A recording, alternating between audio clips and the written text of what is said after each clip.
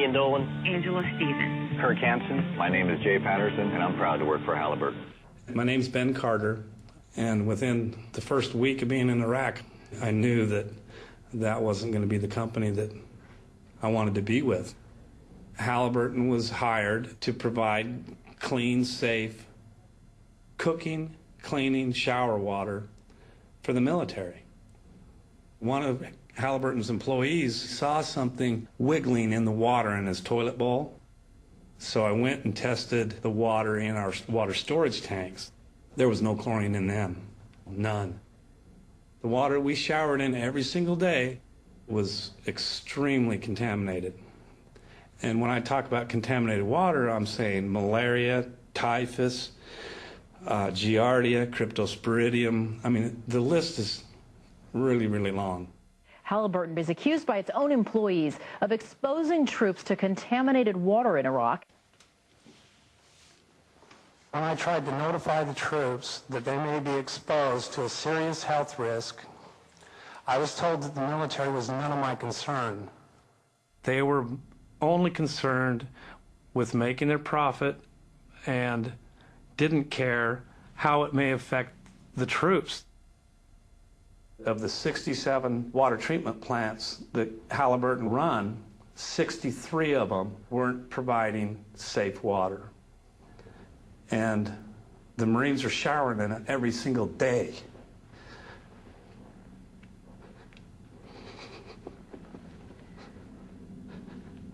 Sorry.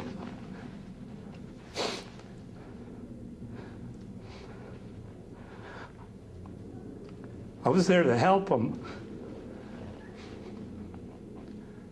There's a lot of soldiers over there. They might come home without a bullet wound, but there's a lot of them that are going to come home with pathogens in their blood. How come you don't go to the chow hall? How much time you spend online? At least an hour. An hour for food? Hour in the sandstorm for food. Tell me about that line over there. What line am I looking at right now? That line is for the chow hall, where you eat. Several times, dining halls were attacked. All it takes is one Iraqi that's an insurgent, and because they knew what times we were going to eat every day, they knew when to expect to hit. And that happens because KBR won't go to a 24-hour feeding schedule where they just always have food ready. They won't do it because it saves them money. Because they get paid by how many soldiers they feed, not by how many soldiers they save. Feeding the troops. The Pentagon has found some serious problems with Halliburton's work on that contract as well. Pentagon auditors found that a Halliburton contract to provide food and housing for American troops had a staggering $1.8 billion in unsupported costs. It was all a scam. Halliburton was charging $45 for a six-pack can of Coke or Pepsi that they give us and the military free in the mess hall. Now, these sodas were made right there in the desert. It's not as if they were brought over from the United States.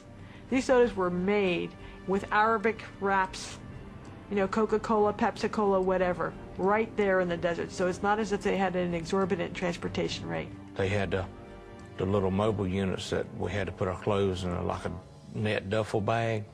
Halliburton charged the government $100 for every bag of clothes they washed.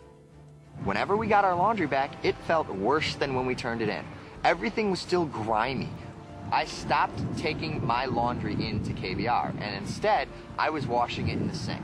And I was told by my chain of command that I was not allowed to wash my laundry on my own.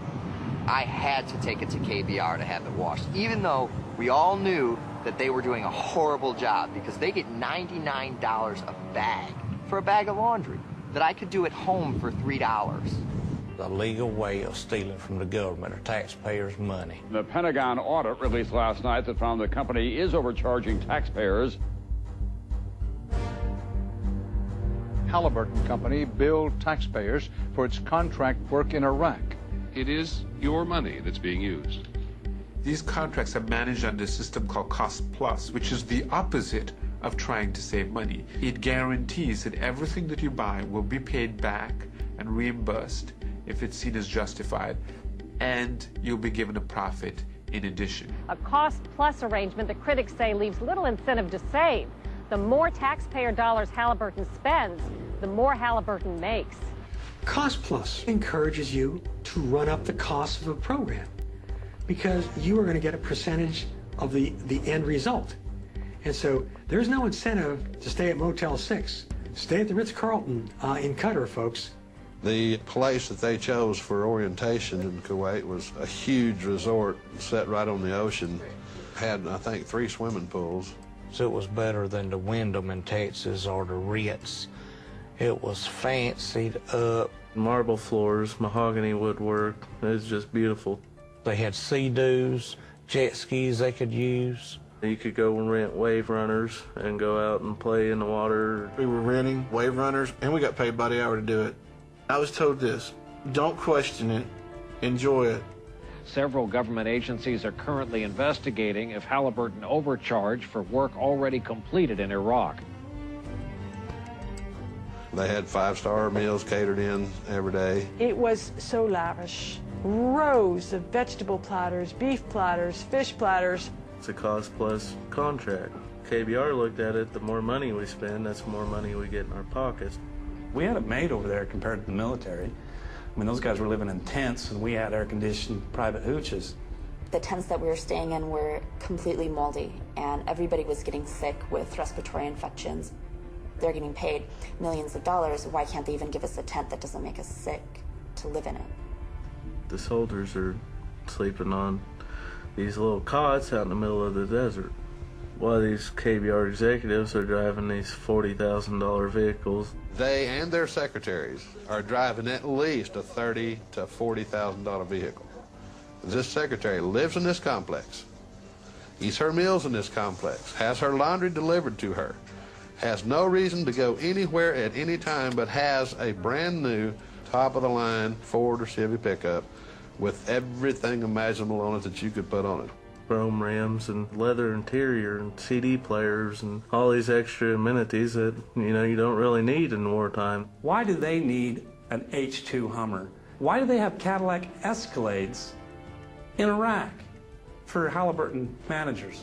What is the purpose? One invoice that I saw was for about $7,000 for 1 month for a SUV on a lease. It was a 3-year contract. Comes up to roughly $250,000. A vehicle that you and I could purchase at the local dealership for probably top of the line $45,000. And the taxpayer paid $250,000 and never did own the vehicle.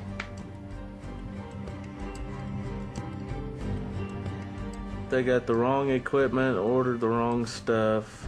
Computers still in boxes, new vehicles. They'd push them out in what they called burn pits. And they just set it on fire, claim it as a loss, get more money for the right equipment or the right stuff they needed.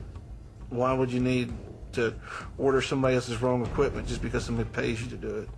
And you burn it and destroy it. You got brand new trucks over there, and there's not even oil filters. So when the motor blows, what do? Buy a new truck and build the government. $75,000 truck. They wouldn't even have a spare tire to fit it, and we had to blow it up.